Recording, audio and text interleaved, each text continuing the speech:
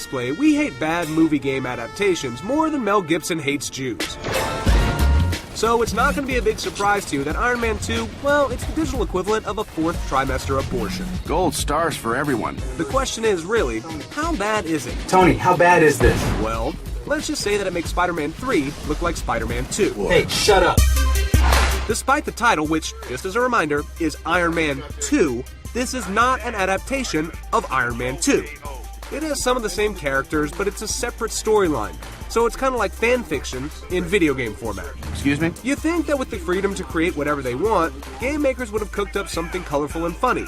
But the writing is drier than the inside of Kim Cattrall's vagina. I'm the most sophisticated AI Fluxnet ever conceived. Most of the movie actors refused to lend their voice to this, but somehow Don Cheadle and Samuel L. Jackson got suckered into it. This is Stormbreaker 1. What can we do for you today, Rain Man? Which, considering how bad this game is, might legally be considered a hate crime. The character models are dead-eyed and generally alarming in appearance. Now, I'm not saying the artwork is bad, but they somehow made Gwyneth Paltrow look like a dog's breakfast. It wasn't a red flag for us. She looked a lot better in the video game adaptation of Mrs. Parker and the Vicious Circle. But Paltrow gets off easy compared to Scarlett Johansson, who, for no apparent reason, has a freaking mustache. My clothes do not stop bullets like yours do.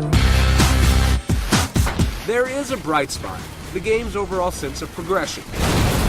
Iron Man 2 does a good job introducing your abilities and keeping things moving at a good pace. And the professional voice actors do a solid job in their respective roles. Thanks for the insight, Professor. The mechanics of the game make sense, fly and shoot. But unfortunately, the execution is poor. They give you the option to lock onto targets, but pretty much made it impossible to play without using the lock-on. Tell me my options here.